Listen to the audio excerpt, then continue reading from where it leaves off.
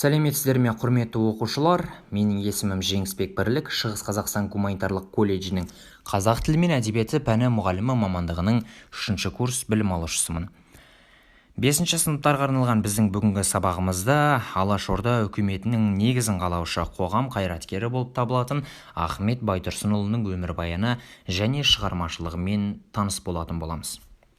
Сабағымызды бастамас бұрын ең әуелі бүгінгі өтетін тақырыпқа арналған сабақтың мақсатымен таныс болсақ. Ахмет Байтұрсынұлының шығармаларында көтерілген қоғамдық әлеуметтік мәселені оқушыларға, яғни сіздердің саналарыңызға идеясы арқылы түсіндіру болып табылады. Біз бүгінгі сабағымызды бастамас бұрын Ахмет Байтұрсынұлының қысқаша өмірбаяны көз жүгіртіп өтсек.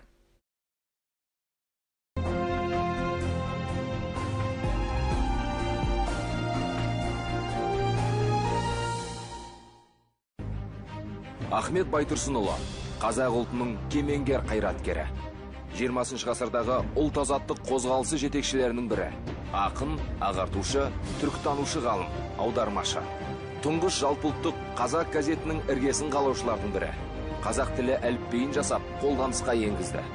Ахмет Байтұрсынұлының әліпбиін Қытай, Ауғанстан және Иранда тұрып жатқан қазақтар әлі күнге дейін қолданады. Алаш қозғалысы жетекшілерінің бірі. Алаш автономиялық үкіметінің мүшесі. 1937 жылы тұтқындалып, ату жазасына кесілді. Балам деген жұрт болмаса, жұртым дейтін бала қайдан шықсын? Ахмет Байтұрсынұлы.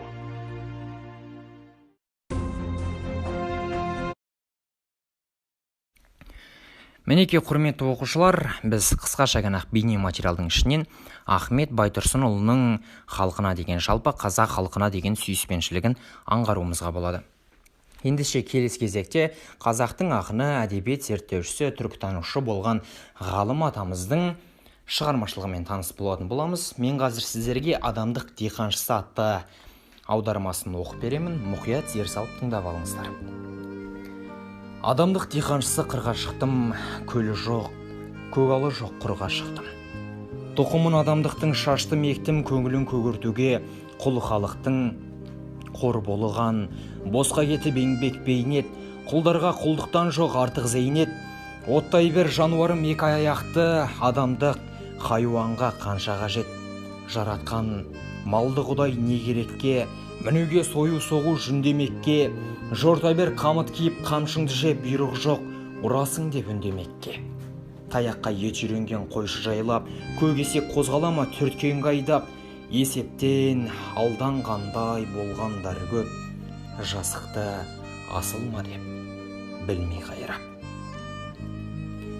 Мінекей, құрметті оқушылар, осы 4 шумақ өлеңнің ішінен Ахмет Байтұрсынұлының өз халқына қалай жаны ашитынын аңғаруымызға болады. Құрметті оқушылар, біз мысалымызды тыңдап болсақ, Синквейн әдісі арқылы мысалға талдау жасайық. Біріншісі, зат есім арқылы тақырыпты бір сөзбен бересіздер. Екіншісі, сын есім арқылы 2 сөзбен сипаттайсыздар. Үшіншісі, тақырыпқа қатысты етістіктен 3 сөз айтасыздар. Төртіншісі, 4 сөзден тұратын бір сөйлем құрайсыздар. Бесіншісі, тақырыптың мәнін ашатын бір синоним сөз жазуларыңыз керек. Мысалға алатын болсақ, зат есімге көшбасшы, сын есімге жанашыр, еңбекқор, етістікке күресу, қайғыру, көмектесу. Сөйлемге адамның санасына адамгершілік деген ұғымды сіңіруге талпыныс, және де тақырыптың мәнін ашатын синоним адамгершілік, бағбаны. Ахмет Байтұрсынұлының мысалдары Крыловтың өлеңдерінің сюжетіне ұқсас болғанымен, қазақ тұрмысына жақын ойлар кеңірек айтылған болатын. Және де қазақ ақыны ой түйінін беруде қазақ мақал мәтелдерін кеңінен қолданған.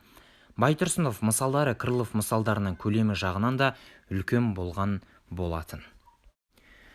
Осымен, құрметті оқушылар, біздің бүгінгі сабағымызда Ахмет Байтұрсынұлы туралы мәліметтерге қанық болдыңыздар деп ойлаймын. Енді кезекте сабағымызды қорытындылауға келсек. Қазір сабағымызды қорытындылау үшін кейіпкерді талдау әдісін қолданатын боламыз. Бұл әдіс арқылы біз пәнаралық байланысты қалыптастыратын боламыз, яғни қазақ тілімен. Сонымен оқушылар, бізге бұл кейіпкерді талдау әдісін қолдану үшін адамдар деген сөзді алу қажет. Қазір біз адамдар деген сөзге септіктердің жинақтарын жалғау арқылы сөйлем құрастыратын боламыз. Қазір мен сіздерге мысалын келтіре кетейін. Атау септігі адамдар саналы тіршілік иелері. Ілік септігі адамдардың жануарлардан ерекшелігі ойлай алуында басқа тіршілік иелеріне қарағанда адамдар өзгелерден ойлауымен ерекшеленеді, яғни.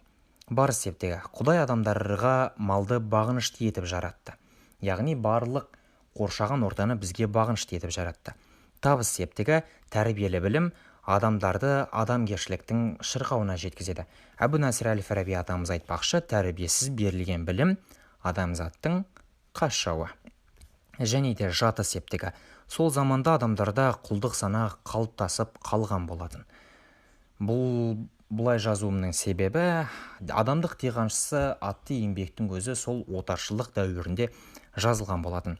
Шығыс септігі адамгершілікті, шынайылықты сүйетін адамдардан үйренген жөн, және көмектес септігі биіктерден көріну үшін ақылды адамдармен дос болу қажет.